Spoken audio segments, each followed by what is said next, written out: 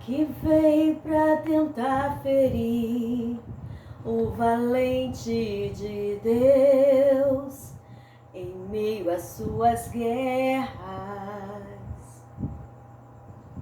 Que ataque que é capaz de fazer olhar para trás e querer desistir. Que terrível arma é usada para tentar paralisar tua fé. Cansaço, desânimo, logo após uma vitória, a mistura de um desgaste com um contra-ataque do mal, a dor de uma perda ou a dor da traição, a mistura de um desgaste que é a raiz da ingratidão. Se você está assim, preste muita atenção, ouça o que vem do coração de Deus. Em tempos de guerra, nunca pare de lutar, não baixe a guarda, nunca pare de lutar. Em tempos de guerra, nunca pare de lutar. Libere a palavra, profetiza sem parar. O escape, o descanso, a cura, a recompensa vem sem demora. O escape, o descanso, a cura, a recompensa vem sem demora. Pois é, esse louvor, ele tem muito a ver com a minha história. Inclusive eu fiz um e-book, escrevi um e-book, né, que fala sobre a superação da minha vida, a história de superação da minha vida. E hoje eu quero estar compartilhando um pouquinho com você. Quem sou eu? Eu no outro vídeo, né, eu disse que eu sou Marli, mãe de 6 filhos, casada há 29 anos, né, com um homem espetacular que é o Max. Só que nem sempre foi assim. Eu sou filha de mãe solteira, né, minha mãe ela lutou muito para poder me criar, né. Imagine você que 48 anos atrás não era fácil ser mãe solteira. E por conta desses intempéries da vida, quantas das vezes a minha mãe desejou que eu fosse um garotinho. Confesso para você que até entender a psicanálise, até entender o porquê que minha mãe queria que fosse um garoto, eu sofri muito traumas. Eu tinha traumas de rejeição, né? Porque eu achava que minha mãe estava me rejeitando no ventre. E eu tinha muito traumas. E, na verdade, a minha mãe ela queria que eu fosse um garotinho porque na crença dela, por ela ser mulher, né, e sofrer tanto, ela não queria com que eu sofresse. Mas aprove ao Senhor, né, que eu viesse uma menina. E eu cresci no grito, né, cresci na luta. Fui mãe muito nova, fui mãe com os 16 anos, eu tive meu primeiro filho, né, o Júnior, né, que é Pablo, na verdade, nós chamamos ele de Júnior carinhosamente, mas o seu nome é Pablo, né? Meu primeiro filho foi assim, algo, sabe, assim, temeroso e assombroso, porque eu não sabia como fazer, como cuidar daquela criança. E logo depois, né, quando o Júnior estava com 3 meses, eu logo engravidei da Jennifer. E antes que me critiquem, né, de dizer, nossa, mas você teve tantos filhos, eu estou dizendo de uma época de mais ou menos uns 32 anos atrás, onde falar do anticoncepcional e das formas preventivas era um tabu muito grande para as mulheres. Era vergonhoso para a mulher chegar, a menina chegar e comprar um anticoncepcional, né? Então havia esse tabu.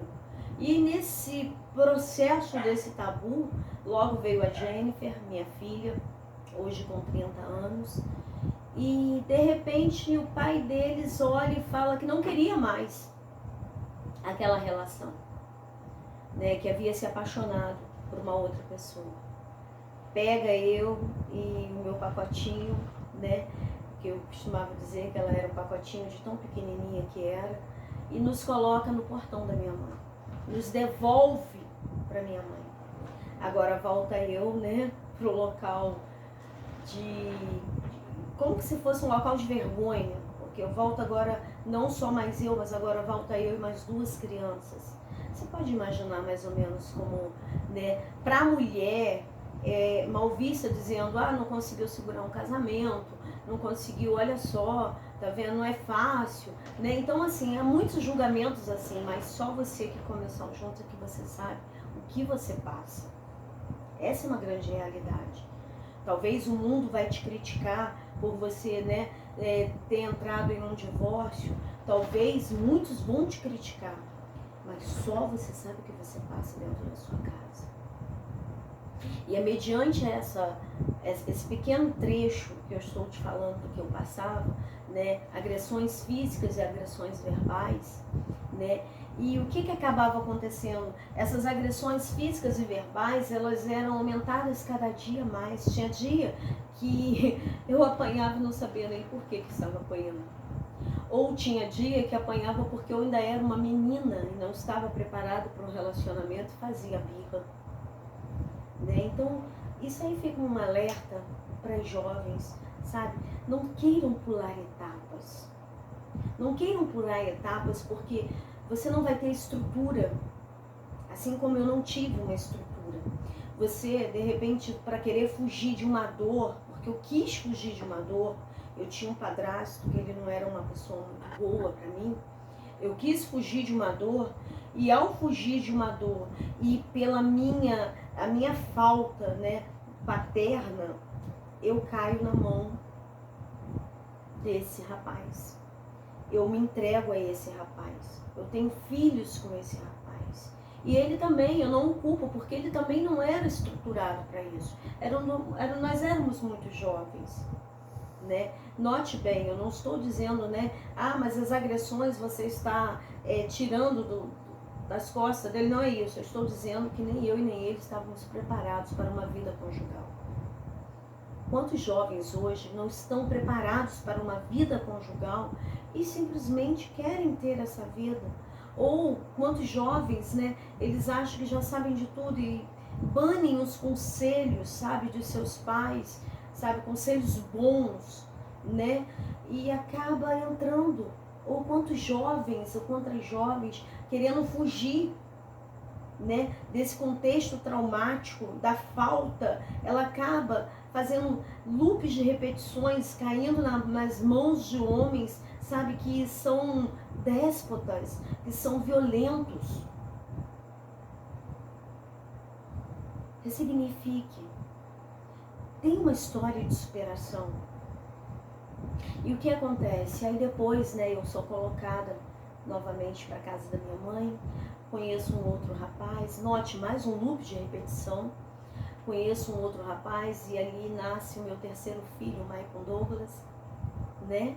E depois passa mais um tempo, esse homem vai embora. Agora eu sozinha, com 3 filhos, menos de 20 anos de idade. Imagine como a sociedade não me julgou. Imagine hoje, quando eu digo que eu tenho 6 filhos, muitas pessoas falam, mas na época, mas como pode tantos filhos assim? Mas você não julga a história de quem você não conhece. Você não pode julgar, porque cada pessoa tem uma história. Você não sabe por que aquela mulher ela teve 12 filhos, ou não sabe por que aquela mulher não tem filhos, não. Tem uma história por trás. E aí, um belo dia, eu conheço o meu esposo. No momento difícil da minha vida, no momento, né, de tentar entre amores e dissabores, eu conheço o meu esposo. Eu confesso para você que não era, ele era a última pessoa que eu queria, porque agora eu já estava caminhando para a igreja. E eu todos os dias eu pedi ao Senhor, Senhor, me envia um pai para os meus filhos, porque eu não quero que os meus filhos sejam criados sem pais. Resumindo, assim aconteceu. Um belo dia tá lá o Max no ponto do ônibus, né? E eu o abordo e começo a conversar com ele, começo a contar para ele as coisas íntimas minhas, como se eu já o conhecesse. Note bem o que é uma necessidade. Uma necessidade, eu tinha não somente traumas, mas eu tinha necessidade de ser ouvido. Principalmente pelo sexo oposto. Eu tinha necessidade de ser acolhida. Se você tem essa necessidade, por favor, procure ajuda. Entre em contato comigo, eu sou psicanalista e eu estou te contando de algo que eu vivi e um trauma que eu tive que superar e eu superei gradativamente. E passou-se o tempo, passou mais ou menos em 6 meses, nós nos casamos. Talvez alguns vão dizer rápido, né? Outros vão dizer nossa. Mas para cada um, né, tem uma delimitação de tempo. Porque eu tinha que dar não somente um exemplo para os meus filhos, né? Eu não queria que os meus filhos ficassem me vendo de namorico aqui, namorico ali, eu não queria isso. E aí isso também fica, sabe, de alerta, cuide da tua imagem. Cuide do que as pessoas, sabe? Não é que você tenha que se importar com o que as pessoas vão dizer de você, mas não dê motivos para elas falarem de você. Quando você não dá motivo, as pessoas podem dizer o que pensam, mas se você não deu motivo, você anda na sua cabeça erguida. E eu me caso, já estamos 29 anos casados, tivemos muitos interpédios na vida. Eu tive que aprender a ser mãe, né? Porque, note bem, eu disse que eu tive que aprender a ser mãe. Apesar de ter 3 filhos, eu achava que eu sabia o que era ser mãe. Mas o que a Marli fazia? Pegava os seus filhos durante o dia, né? Eu ia trabalhar, eles iam para a creche. Não tem nada de errado em você colocar o seu filho na creche, mas note aonde estava o meu erro. Eu chegava em casa, depois dos meus filhos estarem na creche, eu dava alimento para eles, e aí eu dizia, agora eu vou viver minha vida.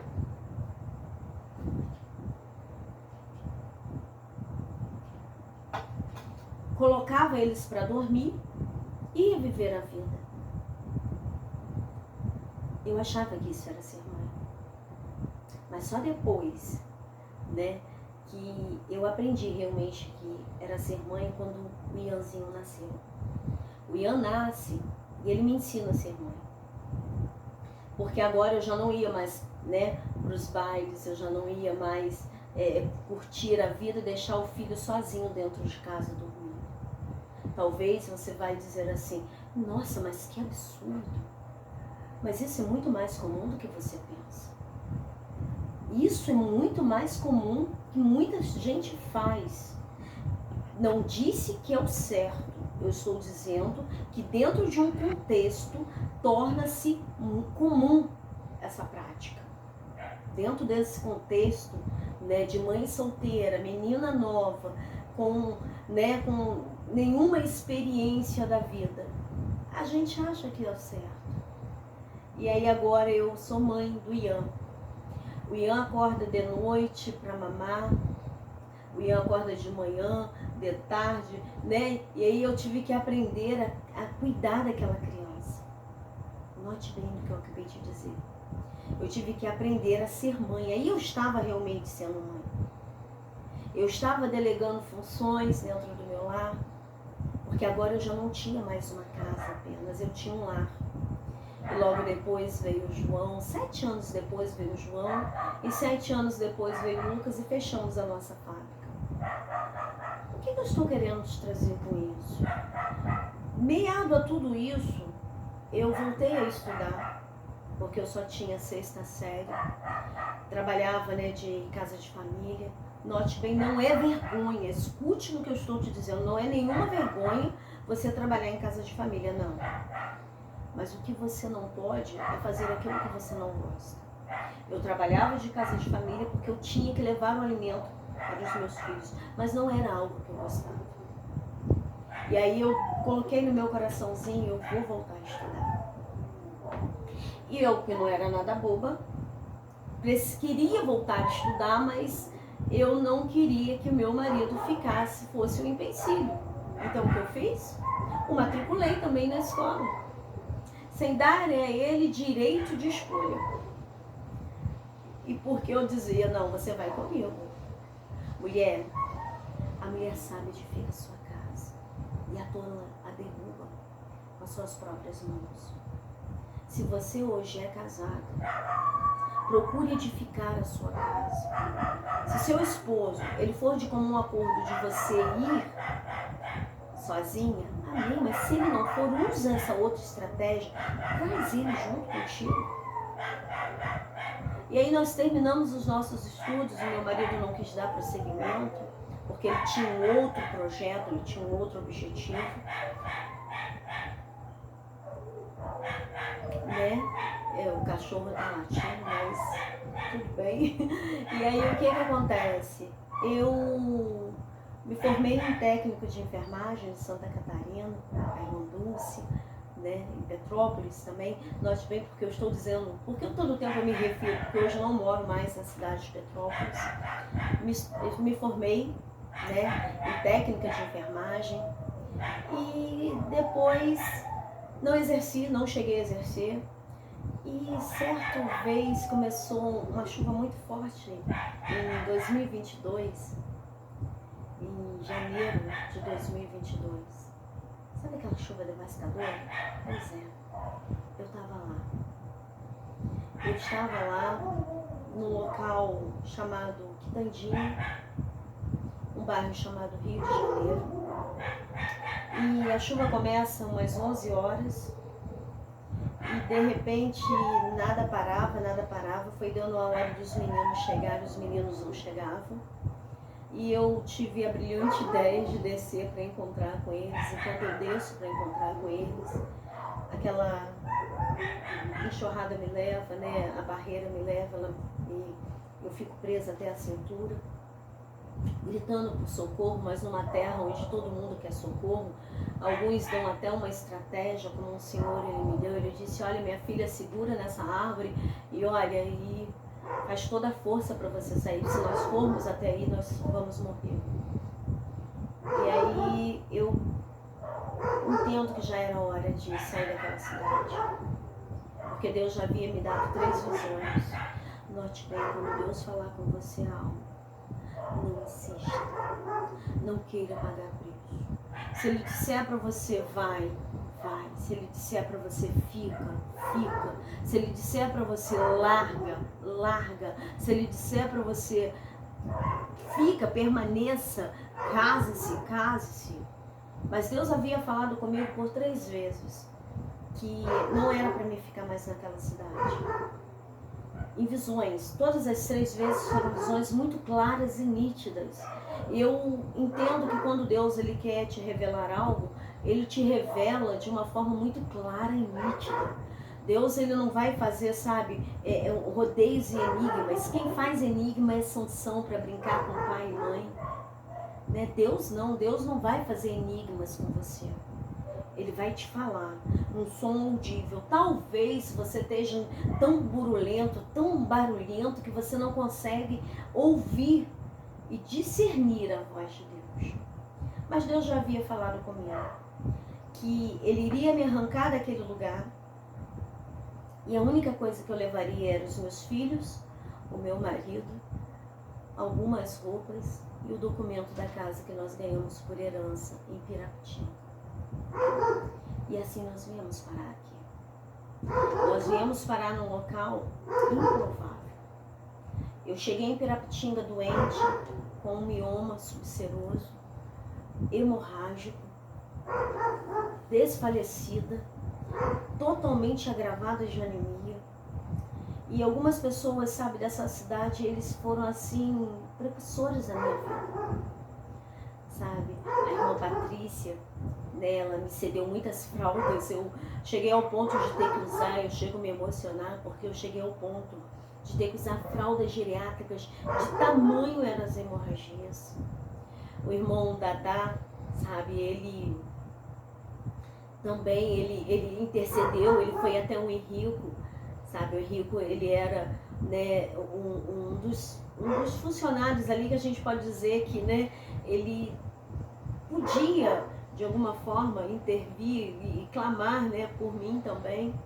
E ali foi fechado, mas Deus usou uma mulher tão especial, chamada Amanda também, sabe? A Amanda, ela, sem me conhecer, né, a gente tínhamos poucos contatos, eu contei a minha história para ela, que eu estava morrendo, né? E ela chega, sem me conhecer, ela briga por mim naquele hospital, ela liga, sabe? Então, enfim, eu fui operada por um médico maravilhoso, cirurgião maravilhoso, né, que é o Dr. Cristóvão. E por que eu estou citando esses nomes? Porque foram pessoas que salvaram a minha vida. Eu sou muito grata. Realmente salvaram a minha vida. E nós já estamos aqui nessa cidade tem 3 anos. 3 anos que eu estou aqui. Como eu disse, né, nós chegamos aqui somente com algumas roupas, alguns alimentos, né? 3 anos nós estamos conquistando. Meu marido hoje, ele trabalha num local maravilhoso, né? A Smurf, né? É muito boa, sabe? Eu não tenho o que reclamar dessa empresa. Só que meu esposo, ele sofreu um acidente, né? Em casa, doméstico, ele não é pedreiro, mas pensa numa pessoa que é um severino, que é pau para toda obra, sabe? Ele realiza os meus sonhos, ele vira pedreiro sem ser, sabe? Ele vira pintor, ele é uma pessoa maravilhosa, eu não tenho, sabe assim, não tenho palavras para agradecê-lo, gratidão. E aí ele foi levar uns entulhos e corta o pé na folha de zinco. Tem exatamente uns 28 dias que a gente estamos, né, entre curativos e consultas aqui, consultas ali, né? E no meio da crise, eu falei, Senhor, eu já superei tantas coisas. E aí você sabe, né, que não é segredo para ninguém que a empresa, ela cobriu meu marido até onde deveria cobrir, partindo dos 15 dias, já é algo que é por INSS. E o INSS, a gente estamos esperando, né? Ele agora marcou dia 15 de janeiro, no ano que vem. E resumindo, eu falei, Senhor, nós já superamos tantas coisas. Eu já superei luto, eu já superei perda de filhos, eu já superei filhos crescendo e indo embora, eu já superei netos nascendo fora do tempo, eu sendo avó, sem nenhum preparo, eu superei ter que sair de casa para poder fugir do meu padrasto, eu superei tantos traumas. E agora, Deus? E agora? E Deus me deu um sonho, que eu ajudava pessoas. Eu ajudava muitas pessoas. E eu falava, então, assim, né, eu também me formei psicanalista, né, pela Videira, e hoje eu faço pelo Instituto, fazendo a diferença. Não estou ganhando nada com isso, note bem, né, mas eu preciso falar para você uma história real. Essa é a minha história. Né? E eu falei, Senhor, o que fazer? E Deus falou para mim, olha, eu já te dei as ferramentas e você sabe falar. Eu já te dei todas as ferramentas. Por isso que eu estou hoje no YouTube. Por isso eu hoje estou fazendo esses vídeos. E eu, de verdade, eu quero poder te ajudar. No que for possível, no que me for possível te ajudar. Como psicanalista, como conselheira, como amiga, como, né, sabe, aquela que te dá uma cobertura de oração. Mas eu quero te ajudar. Não se hesite em deixar o seu comentário aí embaixo. O que você precisar, se estiver à minha disposição, com certeza, entre em contato comigo, deixe o seu comentário, porque eu vou estar entrando em contato com você, tá bom? E a gente vai se conhecer, é só o início de uma pequena jornada ou grande jornada, é só o início. Eu creio que assim como Deus um dia usou uma profeta dizendo que a minha voz, que Deus iria me levar aos 4 cantos dessa terra, de verdade, eu me via tão pequenininha, mas tão pequenininha que eu dizia, como o Senhor me achará?